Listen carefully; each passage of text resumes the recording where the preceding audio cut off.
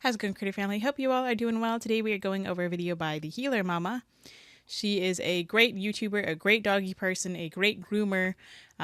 Go send her lots of support, lots of love. Go subscribe to her if you haven't already. If you aren't already, great channel. Love to see it. Love to hear it. She has a lot of really good information that she spreads, and she's very open and honest about how she raises her dog, Sully, her youngest dog, I believe. So in this video, this is a couple of years old. At the time of this video being filmed, it looks like it was around Halloween time. So very nice. One of my favorite holidays is Halloween. And so this video is called Discipline, Alpha Theory, Positive Training. So let's see what she has to say about these subjects. What's that look for?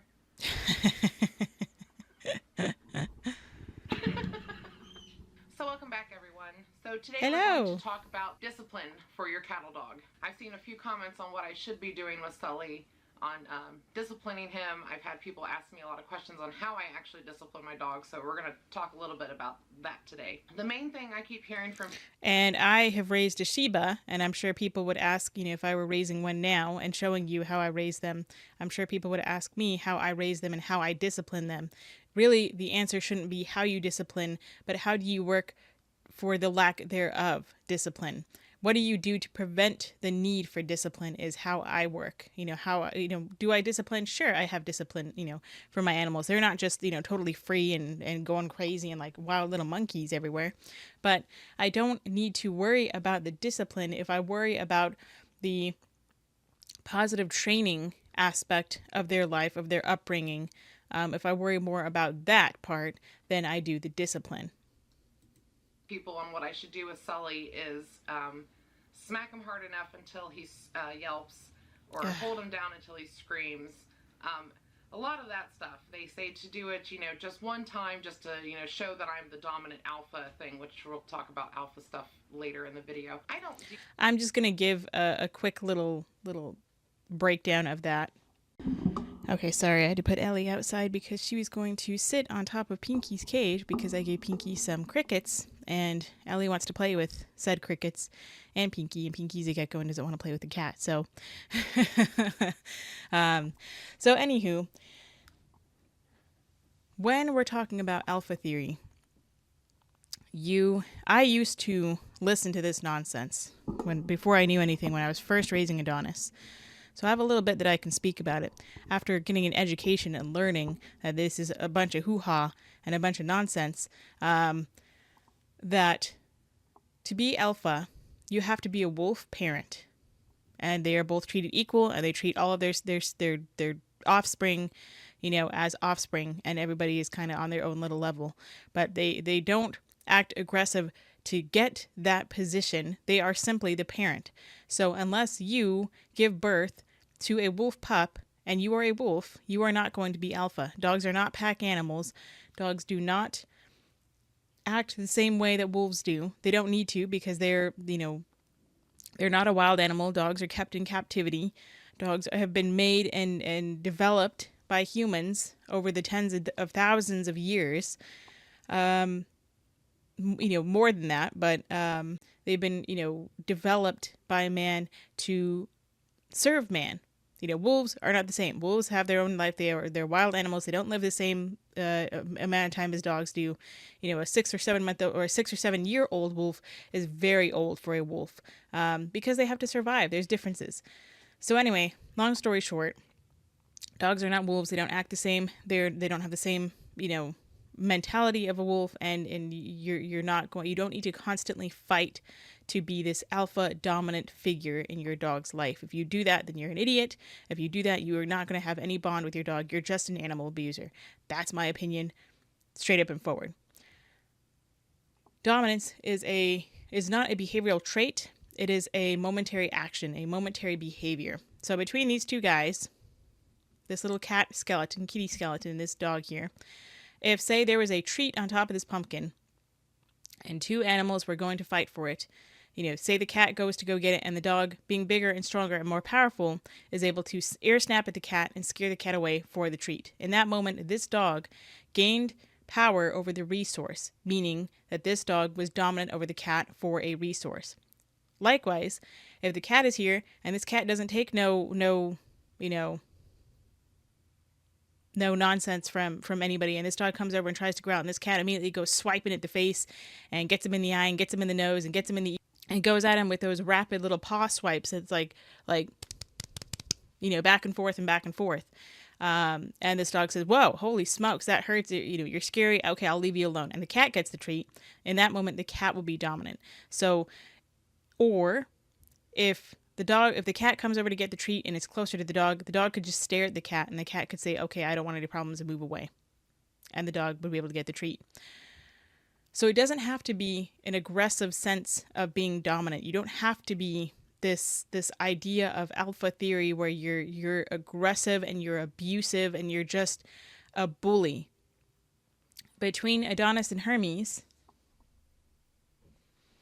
who were my boys, who have since passed, for anybody that doesn't know. Hermes was the ferret and Adonis was my Shiba Inu. And sometimes if I dropped a treat and they would go at it, or if I were to give Hermes a treat and Adonis a treat and they would be separated and Adonis finished his treat first because he's bigger and it takes like a couple of bites and Hermes takes a couple more minutes to chew it, Adonis would run over and try to steal Hermes' treat. And if I didn't get there in time, then sometimes Adonis would be able to scare Hermes away from his treat. And I would say that was my fault. So I would pick up Hermes and put him on a higher level so that way he could eat his treat in peace. Or sometimes Hermes, a lot of the times, we're going to act like this cat is Hermes.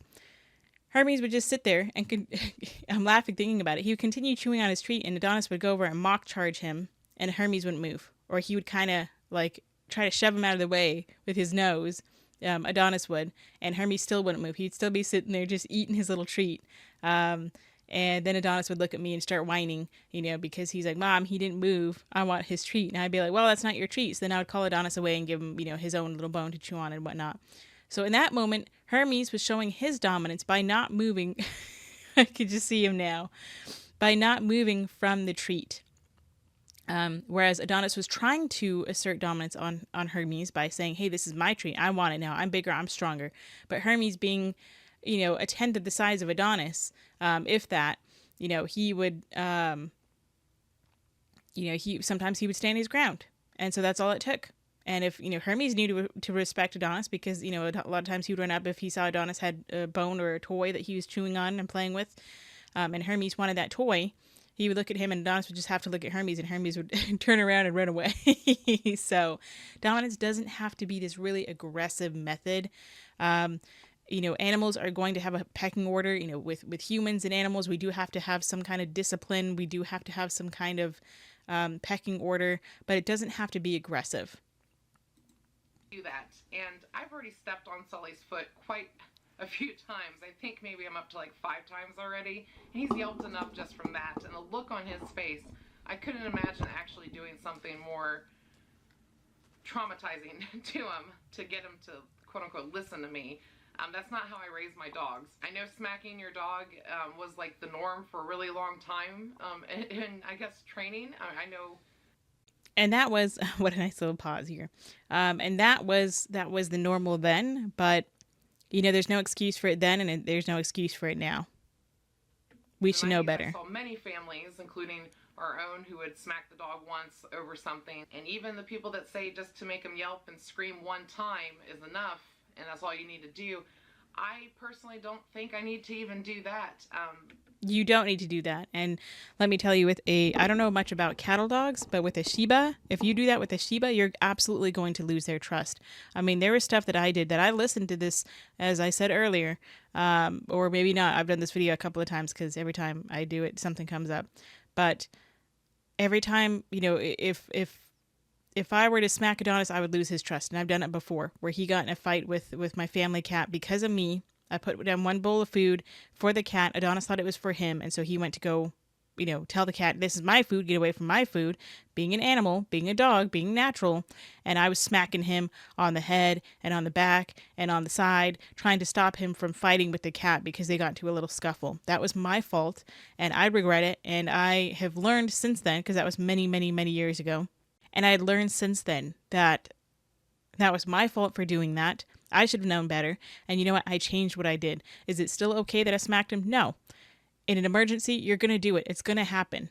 But if you don't have an emergency as an excuse, because I will say that that's an excuse, that yeah, it was an emergency, and so I was just doing everything I could to get him to not go after the cat.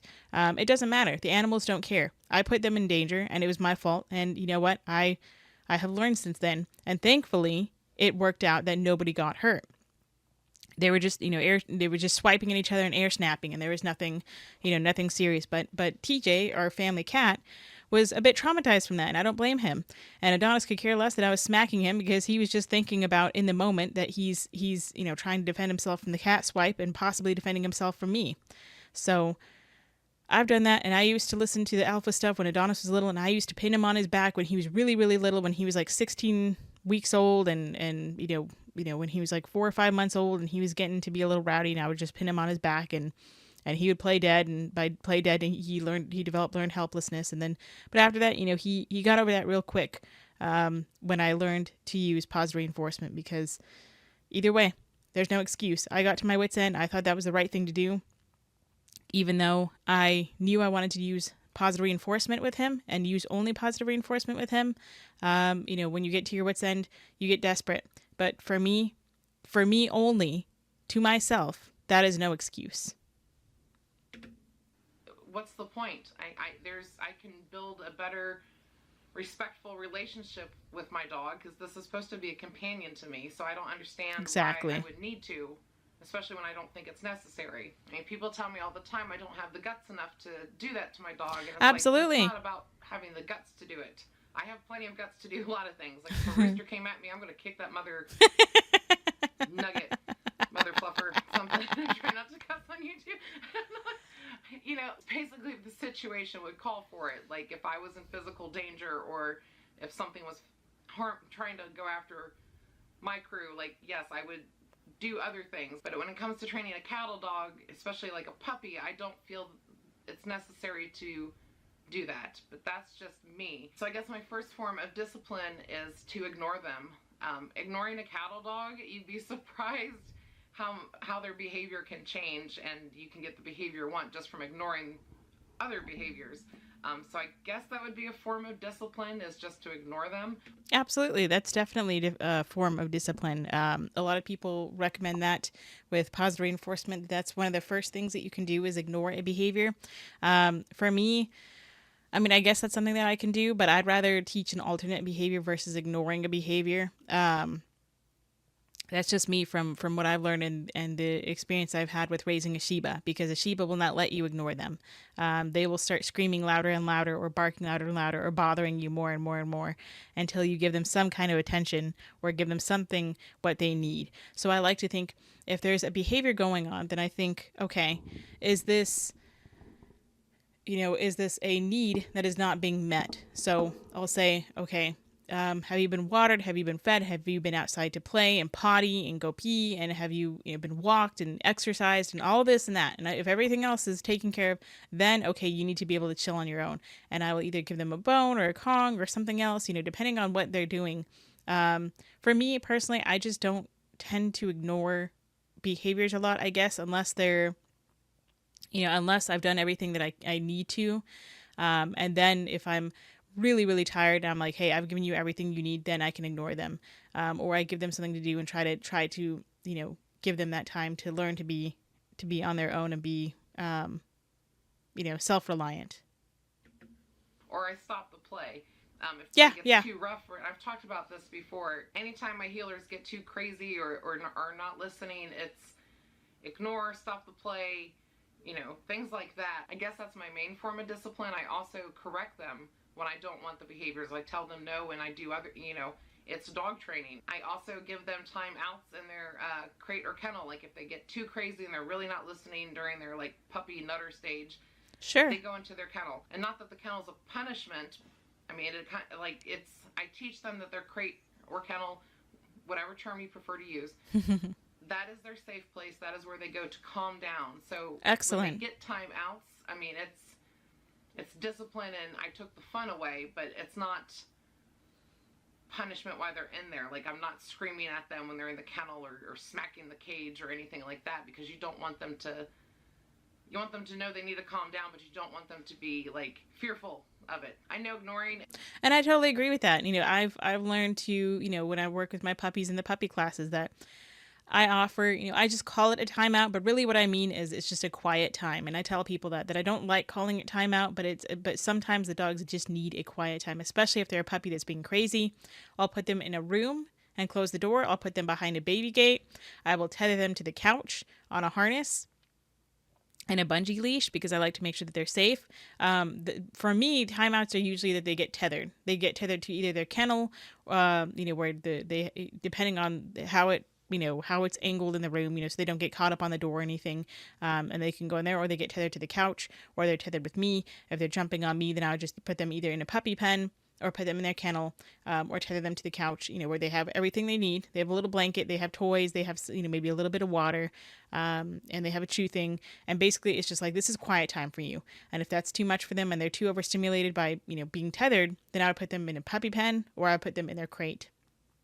So I understand where she's coming from with this. And basic dog training, like correcting, doesn't sound like much of discipline, but that's really all I need. I'm stubborn, if not more so than a cattle dog. I will wait things out until I get the behavior I want.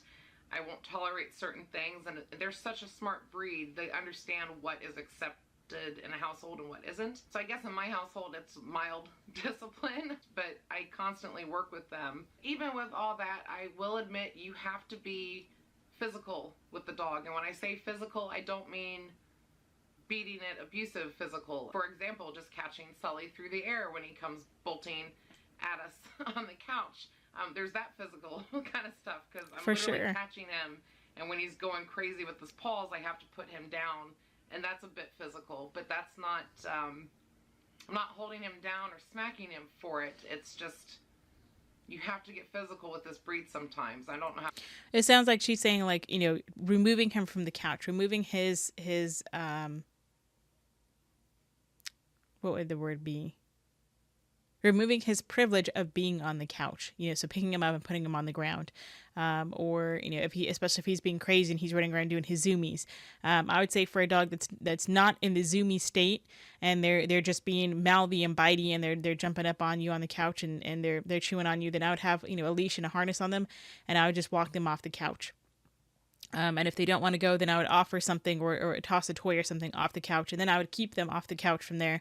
I'd put up a baby gate or something around the couch, or I would, just tether them somewhere so they can't get access to being on top of the couch, but they have other stuff to keep them busy.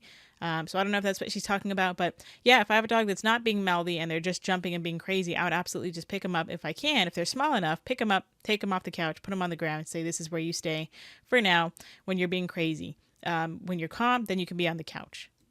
How to explain, trying to figure out how to explain this. You have to get physical so you don't get more injuries and bruises, I guess. I don't know. And I do the mommy dog things where, you've seen me grab their snoot. I mean, all the stuff I do to my dogs that's physical, it's all stuff I've learned over the years working as a groomer and stuff. It's just, you pick up on things. Or even so for me, I wouldn't do that. I don't like grabbing a dog by their snoot, or by their mouth, unless I'm teaching them to accept handling around there. Like, especially if you're teaching them to accept handling, especially if your dog is going to be going into the groomer a lot. Sometimes the groomer will grab the mouth like that, and they'll trim around the eyes and the mouth and the face.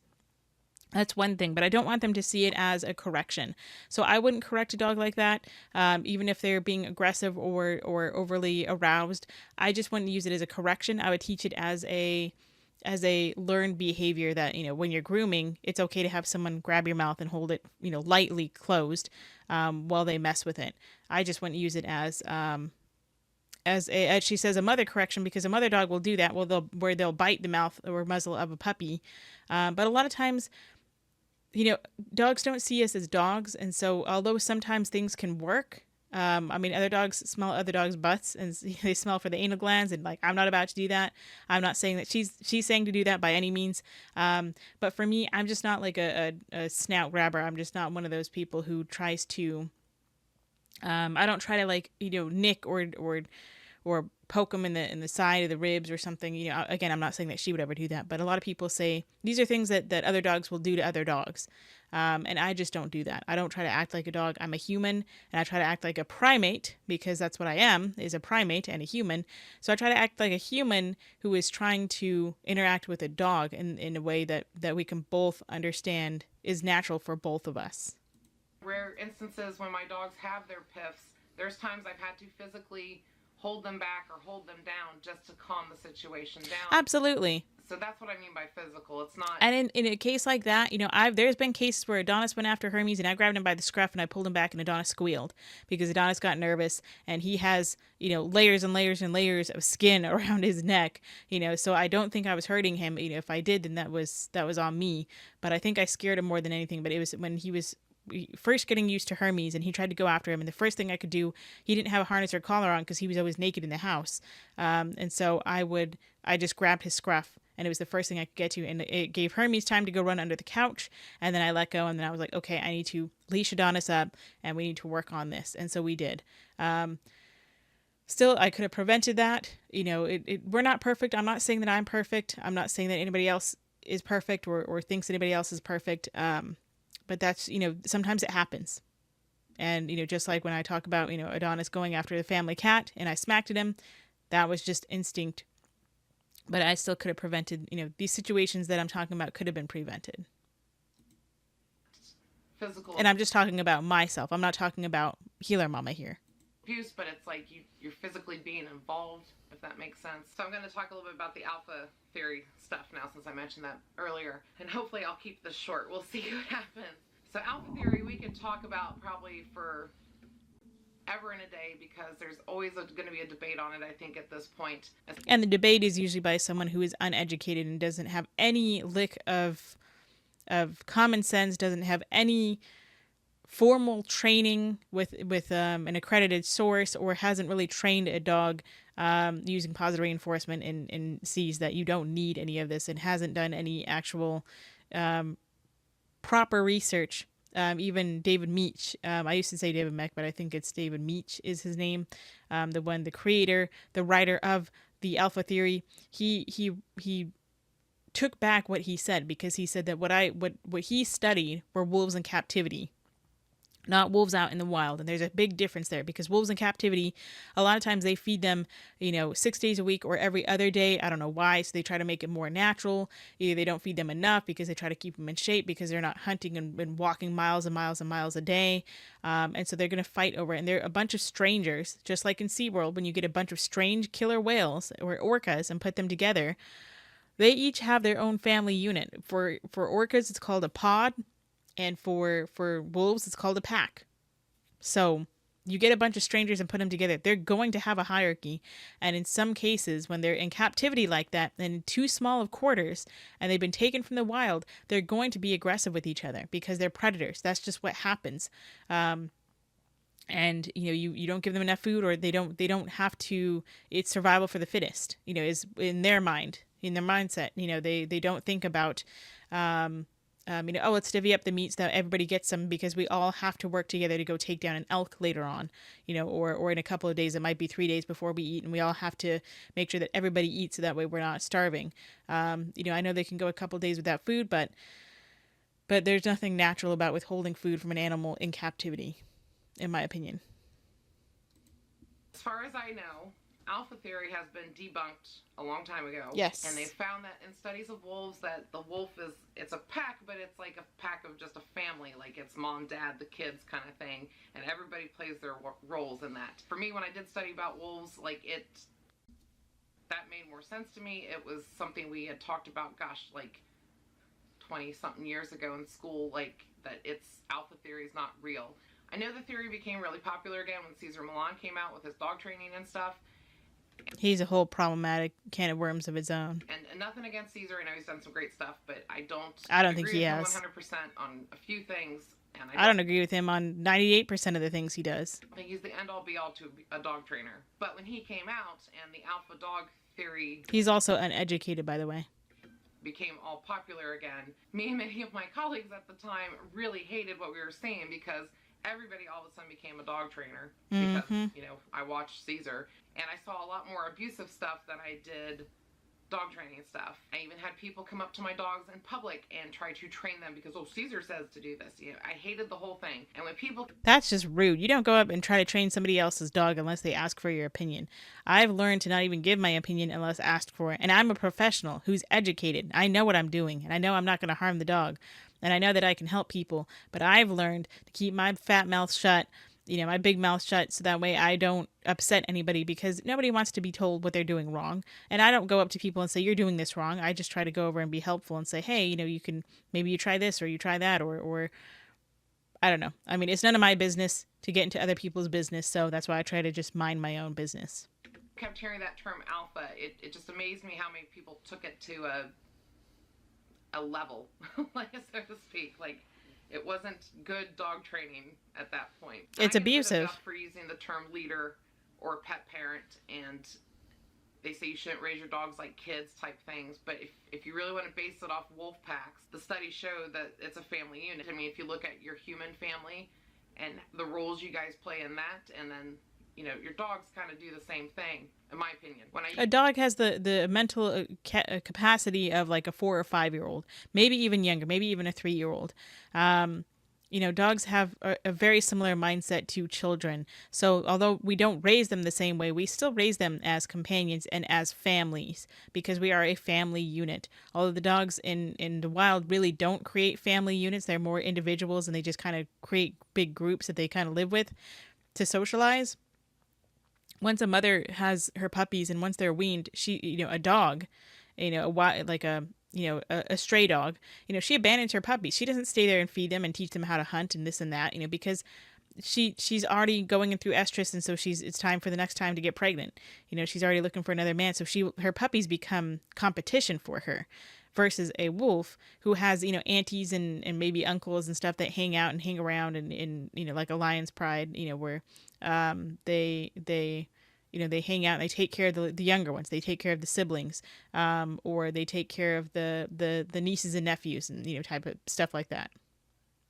Use the term pet parent. It's not me trying to do this fluffy cutesy dog training. It's you be a parent. Like, what makes a good parent? You give your kid routine, consistency, all that stuff. And what do they tell you in dog training? The same thing. I am fully aware that my dogs are not human children, but do I raise them as such? Yeah.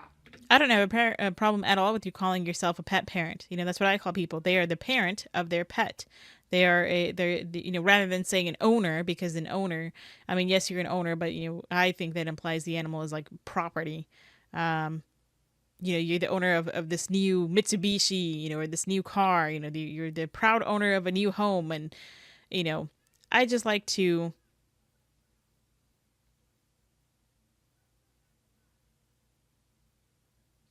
my neighbors are fighting. I just like to, call them what they are, a pet parent, or I'll just say, the dog's human. It's as simple as that. You can call yourself whatever you want to. Pretty much, kind of. Consistency, discipline, routine, all that fun jazz like that goes along with, for me, raising a dog, giving them work to do, giving them things to do. That's all stuff that, to me, a good parent is doing with their child. That's why I use the term pet parent or leader of your household, because saying alpha, I think, saying that to some people they take it to a whole other thing, because there is even this alpha training thing I've seen with people where they use methods that I totally don't agree with. And also, you're not alpha because you're not a wolf. You're not a wolf parent. Your dog is not a wolf pup. Your dog is a dog, a Canis familiaris, not a Canis lupus, not a wolf. You're not a wolf. You're not a dog.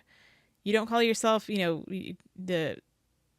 I'm not going to say it, but the B word, because that's what they call a female dog. You're not going to call yourself that. Certainly nobody should be calling anybody else that, period. But, you're not going to call yourself that, or you're not going to call yourself the dam or the stud just because you're the dad of a dog, because you literally did not create this dog. So otherwise, then you might as well call yourself the stud or the dam or the B word. If you're the parent, if you're going to be calling yourself alpha, you might as well call yourself the other words, because those are what we call dogs. Those are the words we use for dogs, which I'm not saying anybody needs to call anybody any of these words. Like, because it's not even borderline abuse. It is physical abuse to your dog. And I don't see the point in doing that with an animal that I'm going to have as a companion for 10 plus years in my life. So while I was editing, there's a couple things I feel like I still need to add in here when it comes to the alpha stuff. I know people who study wolves actually don't say alpha anymore. They call the two head members of the pack the breeding pair, aka parents. I mean, they're the ones that, you know, lead the crew and take care of everything. But and yes, there's still a pecking order, so to speak, and you know, the pups will do the submissive things too as well, but it's not as dominant or aggressive, I think, as what people once thought it was. Sir, you are bothering your sister. I also wanted to mention a quick thing about this beautiful boy. This was my Lucian, and some of you know about him and know, you know, his story, or at least a snippet of his story. We did go through many trainers with him the first 3 years of his life. He was the hardest healer I ever had to train. But we went to one trainer for like one of his consultation things, and that trainer was all about, you know, alpha dominant type training. Baloney. Basically, abuse. Abusive stuff that I mentioned earlier, but like, to me, it's still abuse. If you act like you're an alpha and you try to do dominance type baloney, I think you're abusive. That's just me speaking. Definitely more forceful training. You know, he did that Cesar Millan. It's abusive. Neck hiss thing, but did it to the extreme. And just that one consultation, I saw the fear in Lucian's face. I saw the anxiety start, and I knew that wasn't the route we were going with him when it came to his training. I learned a lot. I would say for any dog's training, no dog needs that. No dog. Ever. Even a dog with a bite history. With dog training with this boy, he was definitely my biggest challenge. And because of this pup is the reason I 100% feel that positive training with a cattle dog is the best way to go. And it's just like my good boy Adonis that you see at the end of every video. Adonis is the reason why I'm a dog trainer, and particularly why I'm a positive dog trainer, and why I fight so hard to expose or just bring light to, whatever you want to say, whatever you want to call it. You know, I try to bring light to people and inform people and educate people about, you don't need to use this unnecessary nonsense of discipline, or, you know, extreme discipline, I'll say, or alpha theory, or trying to be the boss or be dominant or anything like this. You don't need to be aggressive with your dog. Your dog is already so willing of a participant to work with you. You just have to know how to work with them. Like stern. In as humane a way possible. But positive training. I mean, they have to know, you know, you mean business, but you can do that in a way without being aggressive or abusive. I feel like if you go too overboard, or if you do too much screaming with a cattle dog, they lose respect for you and they lose trust. Same with a Shiba, but a Shiba will actually fight back with you. A Shiba will absolutely fight back at you if you start raising your voice too much, or you start getting to, I mean, I had trainers that were, before I found a positive reinforcement trainer, the first trainer I found was a compulsion trainer. Yank and crank. You do what I say because I said it. There's no ifs, ands, or buts, or coconuts about it. There's no asking. There's no, you know, this is, I'm telling you, you're going to sit. And they use choke chains. They require choke chains and a leather collar and a leather leash for the grip of it. I still have that leather leash to this day, just because it's a really nice leash, but not because I needed to use grip to correct my dog. And then we upgraded to a prong collar because the choke chain wasn't enough, even though it caused Adonis a collapsing trachea from when he was 6 months old to the day he was 12 years old to the day he passed, which was 12 years, 1 month, and 4 days old.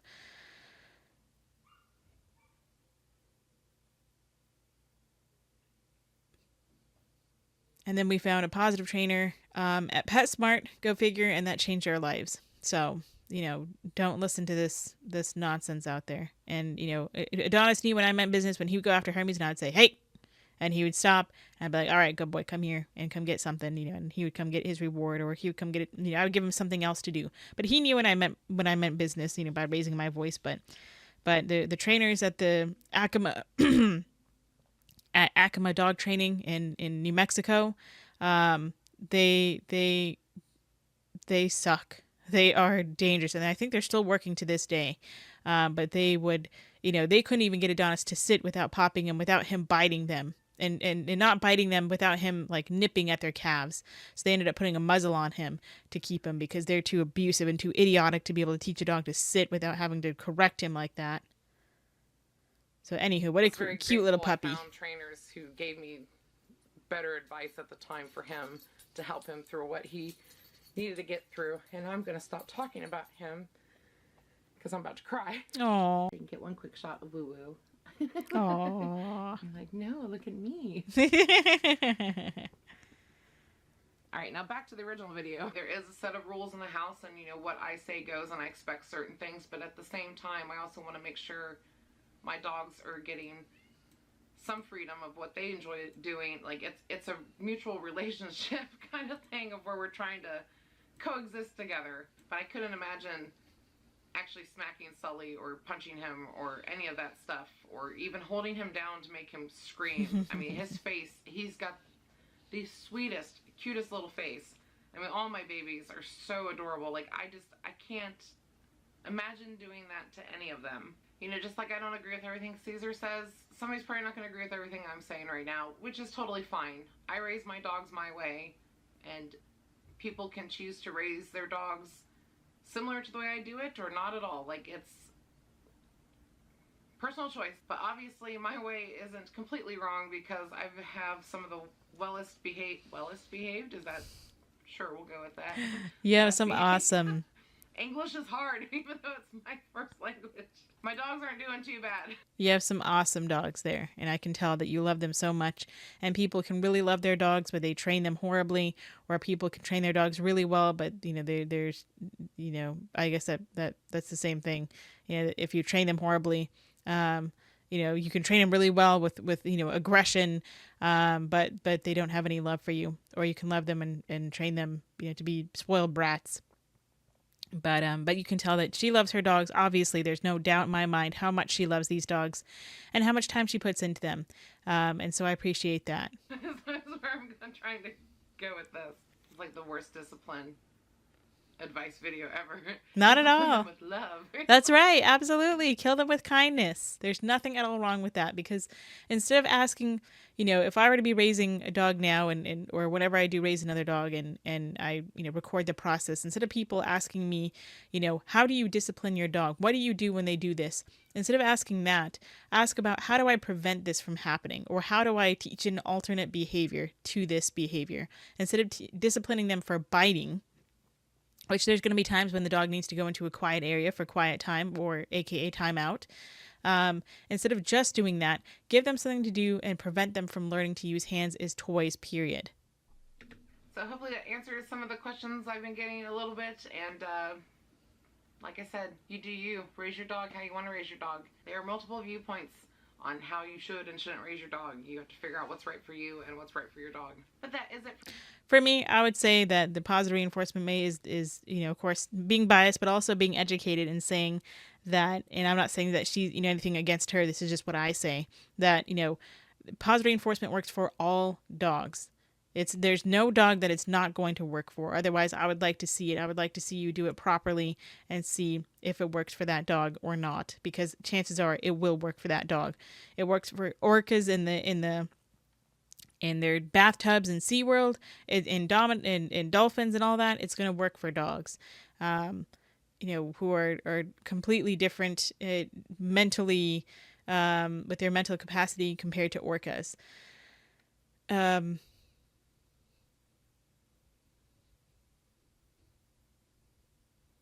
But when it comes to positive training, I'm not going to tell you that you have to use it. I'm just telling you that it will work for every dog. For today's video, please remember to click like and subscribe and all that fun stuff, and we will see you in the next video. Bye. Bye. So just to get some bonus footage for the thumbnail, that's how I'm, abusing my puppy. And my hand earlier was covered in slobber trying to get that shot. Hey. Oh, it's covered now again. Right, incoming.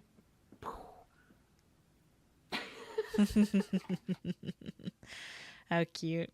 So yes, that was just my thoughts on it. Great video as always. Always nice to catch in with the Healer Mama. So if you haven't subscribed to her already, go ahead and subscribe to her. She's awesome. I love the content that she puts out. So yeah, so let me know what you think of this video. Go say hi to your little critters. Say hi to for me. Give them some kind of love and they appreciate. If you have any questions for me, of course, feel free to ask. Thanks for subscribing. If you like the video, like the video. If you dislike the video, dislike the video. My goal is to get to 2,000 subscribers by the end of the year or by next year, by the 1st of January 2026. So if we can hit that goal, then that would be amazing. You all are amazing. Thanks again so much. And until next time, practice peace, patience, and positivity.